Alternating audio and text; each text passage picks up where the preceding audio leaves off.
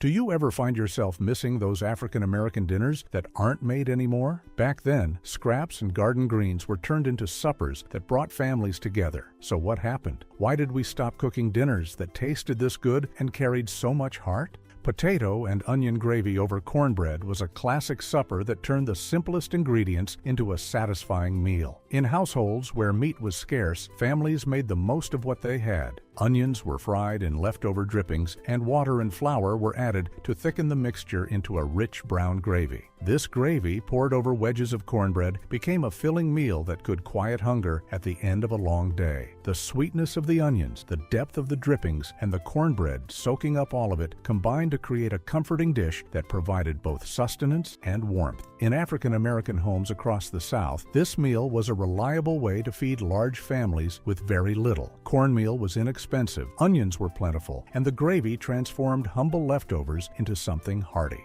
Children may not have realized they were eating out of necessity, but the dish was comforting, rich, and satisfying. Today, with the rise of quick meals, this tradition has faded, but for many who grew up with it, the memory of potato and onion gravy over cornbread still evokes a sense of home, resilience, and survival. Cowfoot soup was once the epitome of a stick-to-your-ribs dinner, especially during lean times when resources were limited. By simmering cow feet slowly for hours, families created a gelatin-rich broth that thickened naturally, producing a depth of flavor that was both comforting and nourishing. Carrots, onions, and potatoes were added to round out the soup and make it more filling, but it was the broth that was the heart of the dish. It was a meal that provided strength and lasting fullness, something particularly valuable when work was hard and food was in short supply. Though it took time and patience to make, since the cow feet had to cook until they were tender, the result was a nourishing, flavorful dish that no canned soup could replicate. Served with rice or bread, cowfoot soup could feed an entire family for mere pennies. Though it has largely disappeared from modern tables, this dish once symbolized resilience, thrift, and the belief that food had the power to sustain more than just the body. It could sustain the spirit, too. Stewed cabbage with neck bones was a heavy pot supper that perfectly illustrated the ingenuity of African American kitchens in the 1950s. Cabbage, an inexpensive and easy-to-grow vegetable, combined with pork neck bones, which were often sold for a fraction of the cost of other cuts of meat.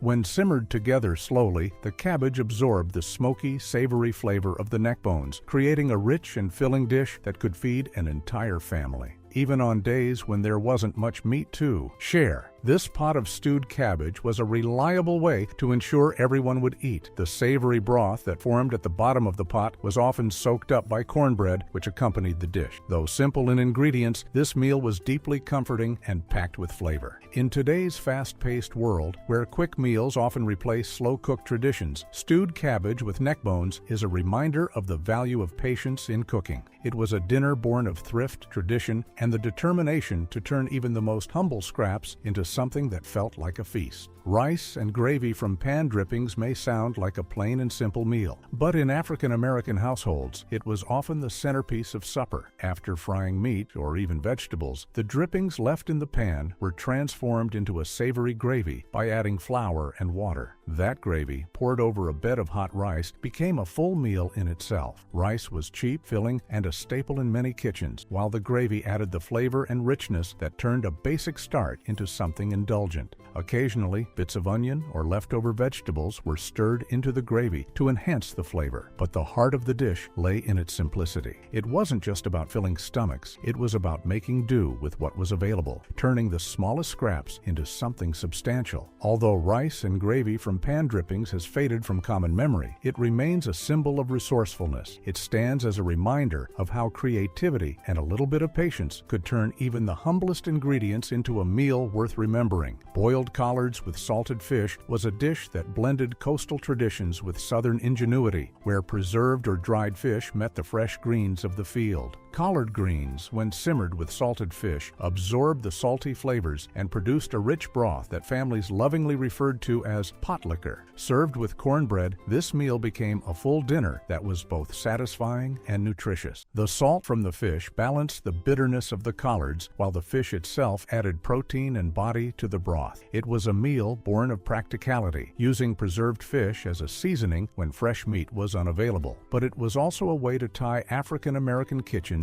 to older cultural traditions. Families loved it because it was affordable and could feed a crowd. Though children might not have always appreciated the strong flavor, boiled collards with salted fish carried deep cultural meaning and a connection to both land and sea. Today, the dish is rarely seen, but it once represented the creativity and survival skills that turned simple ingredients into something both nourishing and communal. Pickled pig's feet with crackers might sound like a snack today, but in the 1950s, it was often served as a full dinner in African American homes. The pig's feet were simmered, then packed in a vinegar brine, giving them a tangy, tender flavor. Served cold alongside a stack of crackers, this dish provided protein, fat, and flavor at a minimal cost. Families valued it because it made use of parts of the hog that others discarded, turning waste into nourishment. The vinegar cut through the richness of the meat, making the dish both refreshing and hearty. While children might have wrinkled their noses at it, many adults considered pickled pig's feet with crackers a delicacy tied to memory and survival. It was an example of how every part of the animal was used, a practice rooted in thrift and cultural tradition.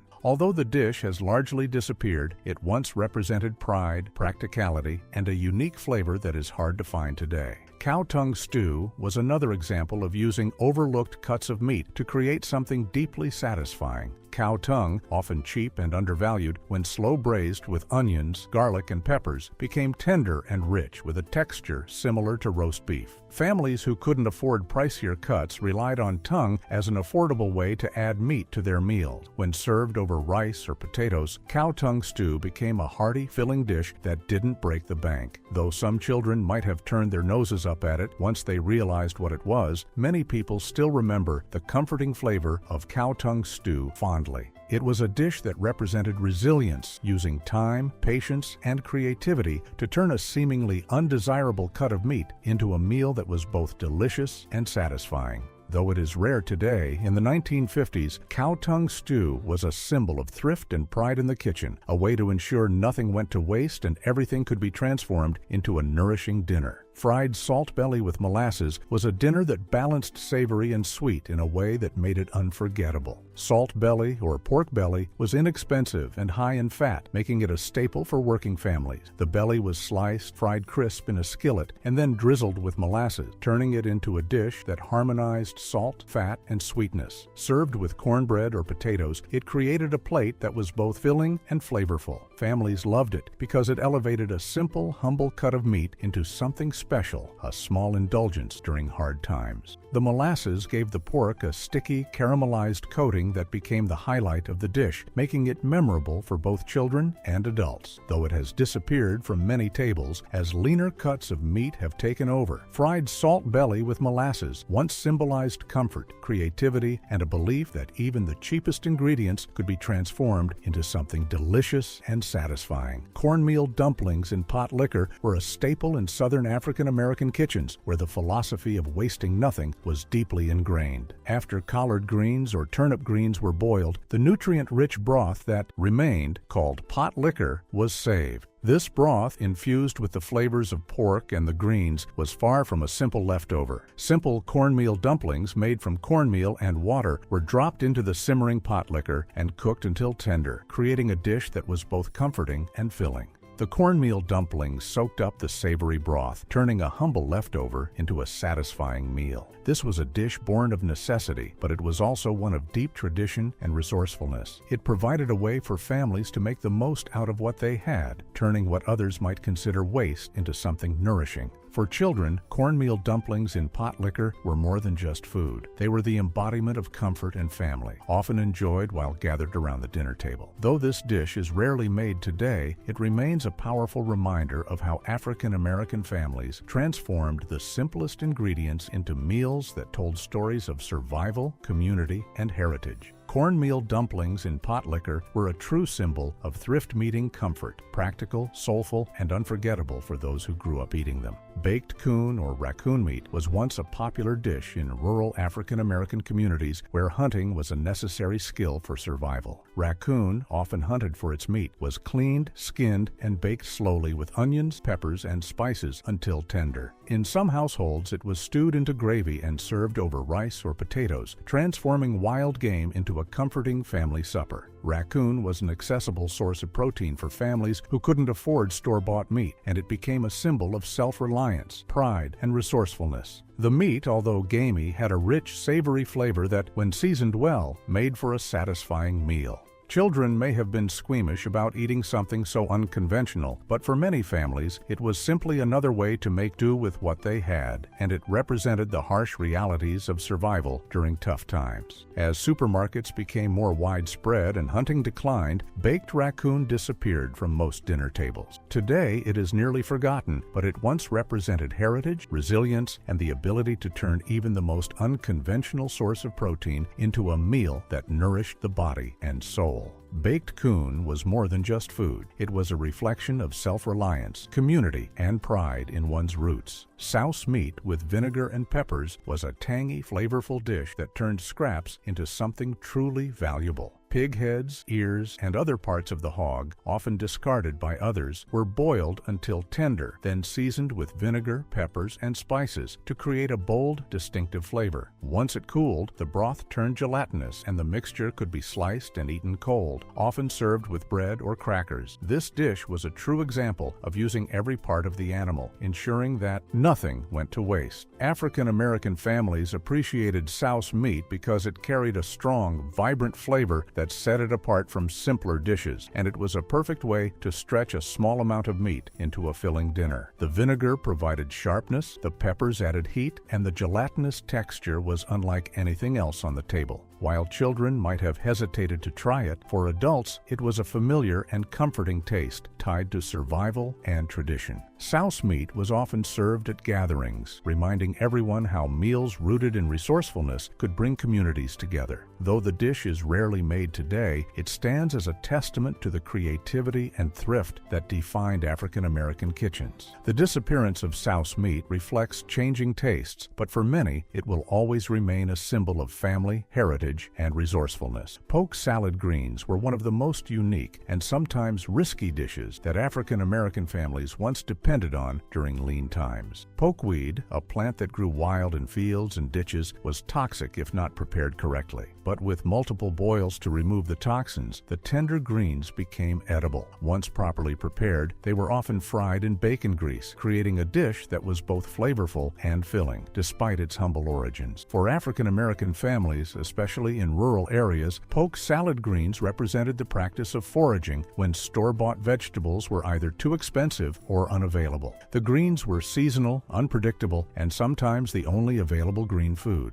The dish carried both danger and ingenuity as families learned to safely prepare it and turn nature's weeds into a nutritious meal. Cornbread often accompanied poke salad greens, soaking up the grease and juices. While nearly forgotten today, poke salad greens were once a staple in communities where self-reliance was key to survival. They spoke to a time when every meal required a deep knowledge of the land and a willingness to make do with whatever nature provided. Poke salad greens represent both courage and creativity in the kitchen, a reminder of a time when every dinner was an adventure in resourcefulness. Stewed chicken feet were a prime example of using every part of the bird, turning something often overlooked into a delicious and filling dish. The feet, prized for their gelatinous texture, were simmered slowly with onions, peppers, and seasonings, turning the broth rich and thick. The feet added body to the soup or stew, turning a simple pot of vegetables into something hearty and nourishing. While children might have found them odd, adults valued chicken feet for their ability to stretch a meal and provide a savory flavor that was hard to match. This dish was tied to cultural memories, connecting African American families to traditions brought from Africa and the Caribbean. Chicken feet were inexpensive, easy to obtain, and a reminder that nothing should go to waste. Though the dish has nearly disappeared from modern tables, it once stood as a testament to thrift, survival, and a deep respect for the traditions that helped shape African American foodways. The decline of stewed chicken feet reflects changing tastes, but for many, they remain a quiet symbol of resilience and creativity in the kitchen. Fried carp with cornmeal crust was a dinner born from the riverside living and community fish fries that were common in rural African American households. Carp, plentiful in American rivers, was often caught by families who would clean the fish, coat it in cornmeal, and fry it until golden brown and crisp.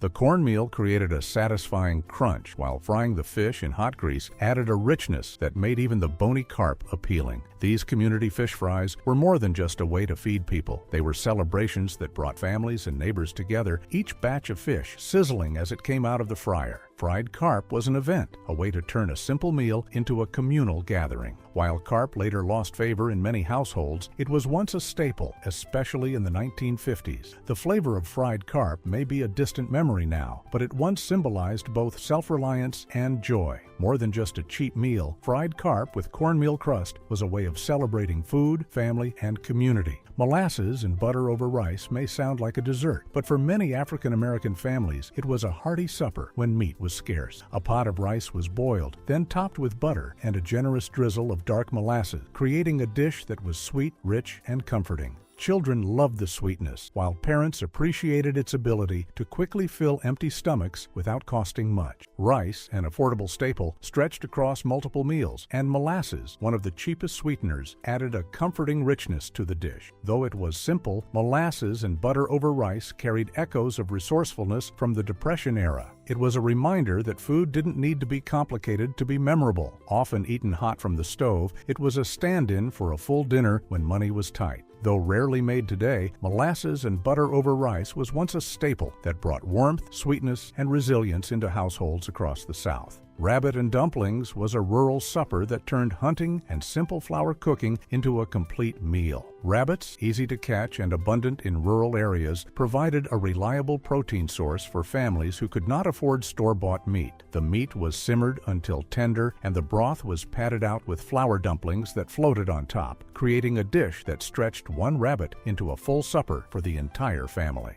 Dumplings were cheap, easy to make, and hearty enough to make the meal feel substantial. The earthy, comforting flavor of the rabbit combined with the soft, doughy dumplings made for a satisfying dinner after long days in the fields or factories. Though game meat like rabbit has nearly vanished from modern kitchens, rabbit and dumplings once stood as a symbol of self-reliance, survival, and the ability to turn simple ingredients into a meal that nourished both body and soul. Cow liver hash with potatoes was less famous than liver with onions, but held a special place in many African American kitchens. Liver scraps, chopped and fried with diced potatoes, onions, and seasoning, created a savory, hearty hash that stretched inexpensive organ meat into a full meal. The potatoes absorbed the strong flavor of the liver, transforming it into a satisfying dish that could feed a family without breaking the bank. While children often resisted the taste of liver, adults appreciated its nutritional value and practicality. Cow liver hash reflected a culture that valued using every part of the animal, ensuring that no food went to waste. Though it may have faded from memory, this dish once stood as proof that even the least valued cuts of meat could be transformed into something comforting and filling. It represented thrift, pride, and the ability to make something good from what others overlooked. Braised pig snouts were another example of how African American families used every part of the hog. Pig snouts were cheap, overlooked by many, and sold for pennies, but when simmered with onions, peppers, vinegar, and spices, they turned into a tender, flavorful dish. Served with rice, potatoes, or cornbread, braised pig snouts became a satisfying meal even when budgets were tight. While not glamorous, the dish showed ingenuity and a willingness to make the most of what was available. For adults, the flavor was hearty and comforting, but for children, it was often an acquired taste. Over time, pig snouts, like many organ meats, disappeared from family tables as people shifted to more familiar cuts, but they remain an important part of culinary history, reflecting a time when nothing went to waste and everything could become supper. Braised pig snouts may be forgotten by many, but they remain a humble reminder of a time when resourcefulness and pride in the kitchen defined every meal. Cold fried chicken backs were another meal born out of necessity rather than preference, often prepared when money was tight. Chicken backs containing little meat were fried in seasoned cornmeal, then eaten cold as a frugal dinner option. Fried in large batches, they could be stored and served the next day, often accompanied by bread, pickles, or beans to round out the meal. Children learned to savor every bite, as waste was not an option in these households. Though chicken backs might seem strange to some today, they represented thrift, resourcefulness, and the ability to turn even the least desirable parts of the chicken into something flavorful. Cold fried chicken backs may have faded into obscurity, but they once carried pride and a deep sense of resourcefulness that defined many African American households. They were a testament to finding satisfaction in what little you had, making do with what was available, and never letting anything go to waste. Goat neck stew was once a common supper in African American households, particularly in rural areas where goat meat was affordable and accessible. Goat necks, often overlooked cuts, were simmered for hours with onions, peppers, garlic, and a variety of seasonings until the meat turned tender and rich. The long cooking process allowed the broth to thicken naturally, creating a hearty, flavorful stew that could easily feed a large family. Served with rice or cornbread, goat neck stew was a meal that provided both nourishment and comfort at very little cost. The affordability of goat meat, especially in local markets, made it a staple for families on a tight budget. Goat neck stew also carried cultural significance, tying African American kitchens to African and Caribbean food traditions that valued resourcefulness and community. Children who grew up eating goat neck stew might not have realized the deep historical roots behind the dish, but they remembered the warmth and fullness it brought to their bellies. Though goat neck stew is rarely found on modern dinner tables, it once represented thrift, tradition, and community pride. It deserves to be recognized as a forgotten chapter in the rich history of African American suppers, proof that even the most humble cuts of meat could be transformed into something delicious and meaningful. Sorrel green stew was once a vibrant reminder of African roots carried into Southern kitchens, where the tangy, lemon-like flavor of sorrel leaves brightened even the heaviest of pots. Sorrel, a wild green that could be foraged in fields, grew abundantly and was often gathered freely in rural areas. Families simmered these tangy leaves with bits of pork, onions, and a splash of vinegar, resulting in a dish that combined sharpness and comfort. Sorrel green stew was a resourceful dish, one that didn't rely on store-bought vegetables, but instead celebrated what could be found in nature. In many homes, it became a steady companion to cornbread, providing vitamins, flavor, and a sense of connection to the land. Children remembered the sour kick of the greens, while adults appreciated the filling, satisfying nature of the stew after a long day of work. Sorrel green stew represented both survival and heritage, reminding families of their African roots and the traditions that had shaped their foodways. Although it has nearly disappeared from dinner tables today, replaced by collards or turnip greens, it once carried pride and nourishment for those who knew how to make use of the land. Sorrel green stew is a forgotten dish, but it deserves recognition as a symbol of how African American families turned the land itself into a vital part of their suppers. Cornmeal mush with fried salt pork was as simple as dinner could get, but its filling power made it a meal that carried families through tough times. Cornmeal was boiled into a soft porridge, poured into pans to cool, and sliced into thick squares once firm. These slices were then fried until crisp, topped with sizzling bits of salted pork trimmings. The combination of crunchy, salty meat and hearty cornmeal was humble, but it stuck to the ribs and left no one hungry. Families appreciated it because both ingredients were cheap, easy to store, and endlessly reliable. On some nights it was eaten plain, while on others a drizzle of molasses made it a sweeter variation. Regardless of how it was served, cornmeal mush with fried salt pork was always remembered as a dependable supper, one that could stretch limited resources and keep everyone full. Children might not have considered it exciting, but adults knew it was a meal that could carry them through. Though rarely cooked today, cornmeal mush with fried salt pork still lingers in memory as one of the most thrifty, flavorful ways African American households made the most out of what they had during the 1950s. It was a reminder that sometimes the simplest meals can have the deepest impact. Turnip top soup made a hearty meal out of parts of the vegetable that many would discard today. The leafy tops and roots of turnips, often seen as waste, were simmered together into a thin broth seasoned with onions, salt, and whatever scraps happened to be on hand. Families often served this humble soup with cornbread, allowing the bread to soak up the juices, turning the soup into something filling and substantial. This dish was the very definition of thrift, turning what others might toss into a meal that could feed large families. Especially common in rural African American homes, turnip top soup was a symbol of the resourcefulness that defined these kitchens, where gardens provided food, but money for meat was scarce. The soup was earthy and bitter, but when cooked long enough, it developed a rich, comforting flavor. Children may not have loved the taste, but it provided nutrition and was a constant reminder of older cooking traditions. Though this dish has faded from modern tables, it once stood as proof that no part of the vegetable or the animal needed to go to waste if you knew how to use it. Turnip top soup was a meal born out of necessity, but it carried with it a sense of pride and tradition that has since been lost in favor of more modern meals. Potted squirrel with brown gravy was a supper tied closely to hunting culture and rural survival. Squirrel, a small game that was easy to catch in the fields and woods, provided free protein for families who didn't have the luxury of store-bought meat.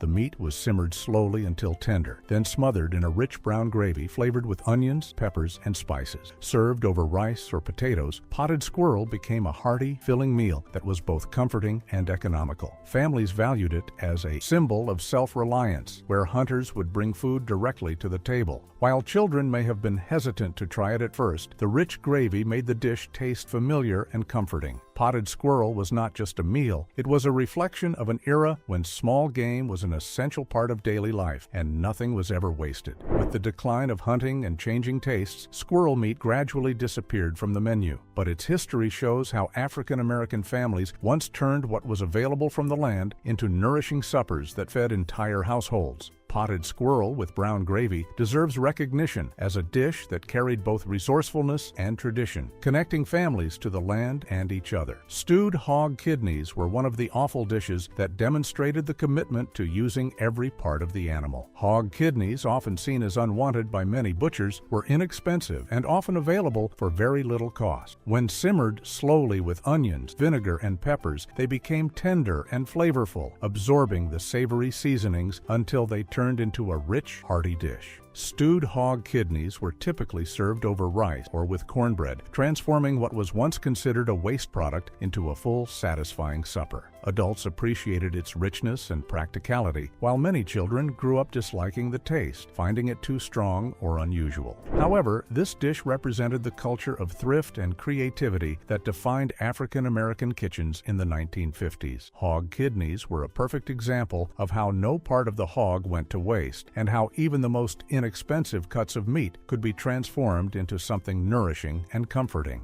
Though stewed hog kidneys have nearly disappeared from modern tables, they remain an important reminder of the determination and resourcefulness that once defined African American food traditions. They reflect the ingenuity of turning humble ingredients into meals that kept families fed, despite limited resources. Potted doves with rice was once a Southern staple, particularly in areas where hunting game birds was part of daily life. Doves, small but plentiful, were slow-cooked in a peppery gravy that made their delicate meat both flavorful and tender. The rich gravy, flavored with onions and spices, was then poured over rice, creating a comforting meal that was both affordable and nourishing. Potted doves were more than just a dish. They were a symbol of rural self-sufficiency, where families could rely on the land and their hunting skills to feed themselves. African American families valued potted doves for their connection to nature and tradition, and many children have fond memories of gathering around the table with rice soaked in savory gravy. It was a dish that reflected the resourcefulness of those who made meals out of whatever the land provided, and it tied families together through the shared effort of bringing food to the table. Today, potted doves with rice has nearly disappeared from dinner tables, but it once carried meaning and nourishment, and is a dish that deserves recognition for its role in African American food culture. Hominy and collard mix-up was a hearty, comforting dish that combined two affordable staples into a filling meal. Hominy, made from dried corn kernels kernels had a chewy, satisfying texture that blended perfectly with the earthy, slightly bitter taste of collard greens. When simmered together in a large pot, the two ingredients melded into a thick, savory mash, seasoned with salt, pepper, and often a splash of hot sauce to add some kick. Served with a side of cornbread, it turned into a full meal that cost nearly nothing. Families loved how filling and nourishing it was, especially when budgets were tight. For children, it was a dependable, familiar dish that brought the comforting taste of home, while adults appreciated the practicality and nutrition it provided. Dishes like hominy and collard mix-up were vital in African American households, allowing families to stretch their food budgets without sacrificing flavor. Though it has nearly vanished from modern kitchens, this dish once stood at the center of many dinners. It carried with it a sense of pride, resourcefulness, and tradition, showing how two simple, humble ingredients could be transformed into something so much more when brought together in the right way. Braised duck necks were a perfect example of the ingenuity that characterized many African American kitchens, where nothing went to waste. Duck necks, often overlooked and discarded by others, were simmered for hours with onions, peppers, garlic, and a variety of seasonings until the meat became tender and the broth richly flavored.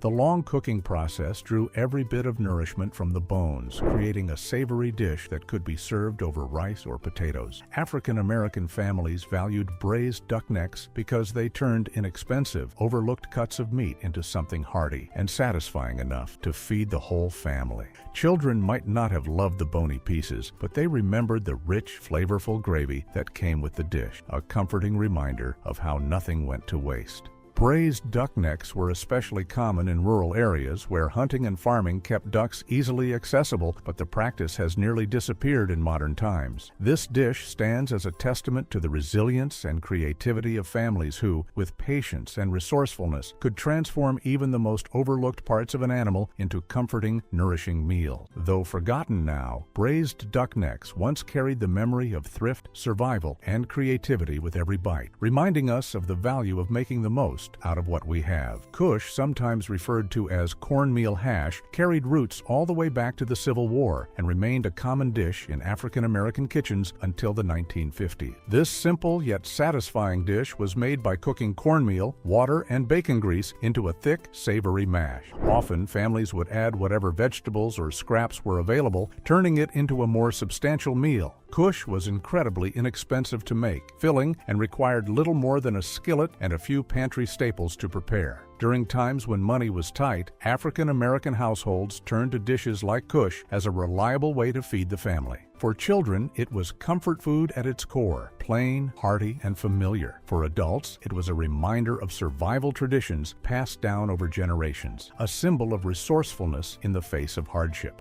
Though it might seem simple today, kush represented ingenuity at its finest. It was proof that even with limited ingredients, a meal could still be hearty, warm, and satisfying. By the mid-20th century, kush began to fade from kitchens as tastes and food availability shifted, but it still deserves recognition as one of the forgotten dishes that played a vital role in everyday life. It's a dish that reminds us of how our ancestors made do with what little they had, creating something meaningful and fulfilling from the simplest ingredients. Wild mustard greens with fatback is one of the most iconic examples of foraged meals that once dominated African American kitchens. The mustard greens, often gathered from fields, ditches, or even wild patches, were carefully washed and then simmered slowly with chunks of pork fatback. The fatback added richness, salt, and a smoky flavor that balanced out the sharp bite of the mustard leaves, creating a dish that was both nutritious and deeply flavorful. When served alongside cornbread, wild mustard greens with fatback made a complete meal on its own, hearty, satisfying, and cost-effective. Families appreciated this dish because the greens were free to forage, and fatback was among the cheapest cuts of meat available, making it a perfect meal for families with tight budgets. It also carried deep cultural significance, representing the connection between the land, food, and the African American tradition of resourcefulness. Children may have found the flavor of the mustard greens too strong, but adults valued it for its bold taste and its ability to nourish the body.